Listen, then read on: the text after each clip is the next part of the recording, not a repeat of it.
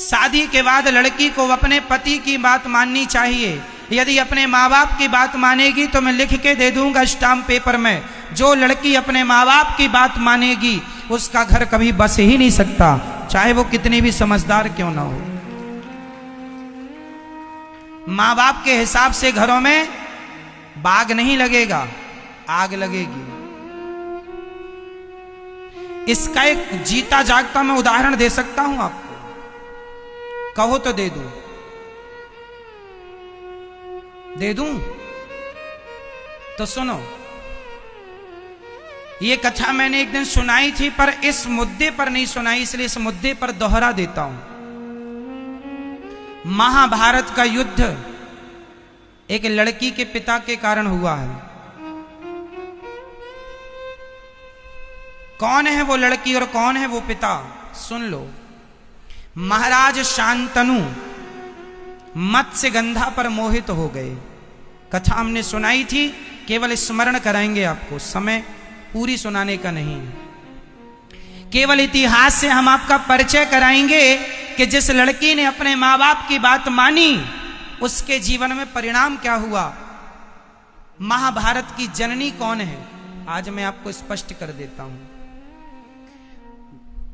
भीष्म पितामह गंगा पुत्र हो चुके थे। शांतनु का एक बेटा था, 14 साल की उम्र थी।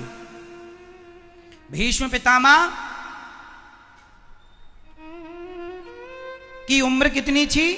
14 साल का छोरा था भीष्म पितामह की उम्र। ये गंगा पुत्र थे। शांतनु गंगा जा चुकी थी, अपनी पत्नी के वियोग में ये तड़पते थे। एक दिन एक महिला इन्हें मिल गई, बड़ी सुंदर थी, उनसे विवाह करने का मन हुआ। उसका नाम था सत्यवती। मत्स्यगंधा भी कहते हैं, योजन गंधा भी कहते हैं। कई योजन तक उनके शरीर से खुशबू निकलती है, इसलिए योजन गंधा भी कहते हैं। ठीक है, मछली की गंध आती थी इसलिए मत्स्यगंधा भी कहते हैं। सत्यवती नाम है। सत्यवती एक केवट की बेटी थी, कथा हमने उस दिन विस्तार से सुनाई थी।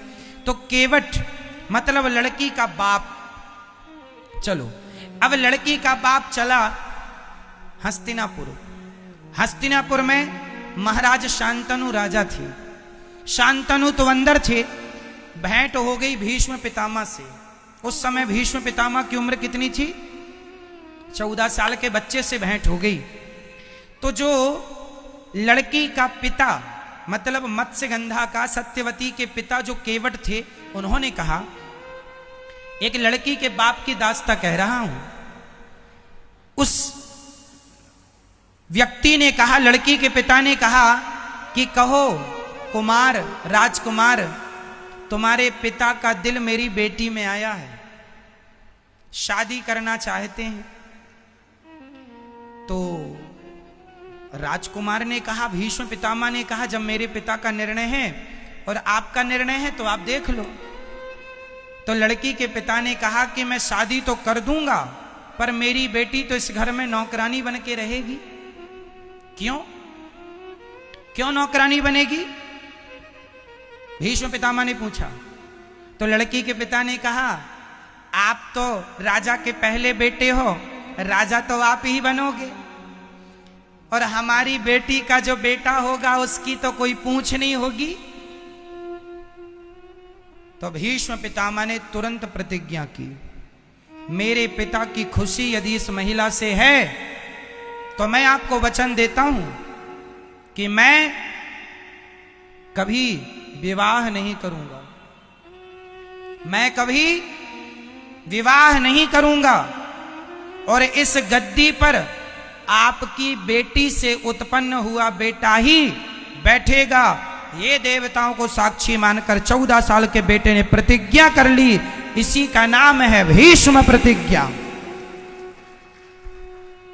अब सुनो, सत्यवती के बेटे हुए, उनके कोई संतान नहीं हुई।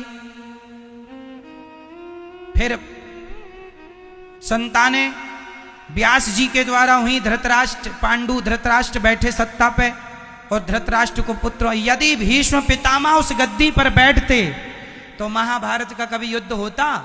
हमेशा लड़की के माता पिता अपनी बेटी का भविष्य बनाने के चक्कर में वो ये भूल जाते हैं कि इनके ससुराल में किसकी हानि हो रही है, किसका भला हो रहा। वो केवल अपनी बेटी का भला देखते हैं। और तुम बेटियों को अपने पति का भला सोचना चाहिए कि आपके पति का जिसमें भला हो, आपका जिसमें भला हो, वो निर्णय आपको लो। क्योंकि ससुराल पक्ष जो मायका पक्ष होता है वो हमेशा एक ही तरफ से वो निर्णय देंगे जिसमें केवल आपकी भलाई है।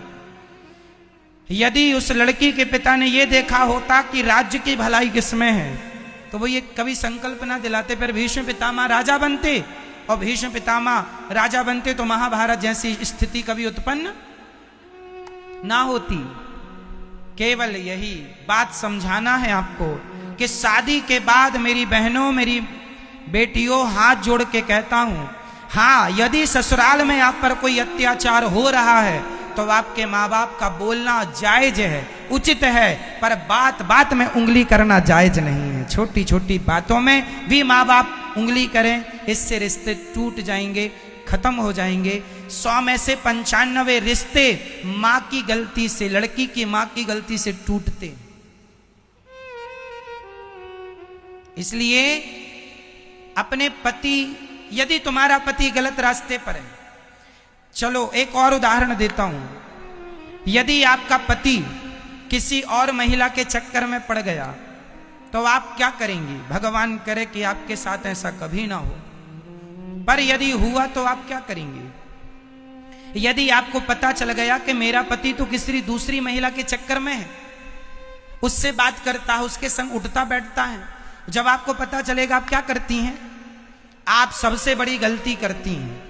आप सबसे बड़ी गलती ये करती हैं कि जब आपको पता चलता है कि आपके पति का किसी महिला से चक्कर है तो आप तुरंत अपना सामान बांधती हैं और अपने मायके चली जाती हैं, अपनी माँ से बताती हैं। क्या होगा? माँ समस्या का समाधान नहीं कर सकती। तुम्हारा पति है, रास्ता भटक गया है तो तुम पत्नी का, तुम्हारा धर्म है कि उसे सही रास्ते पर लाना है। तुम चली जाओगी तो वो तो और आजाद हो जाएगा।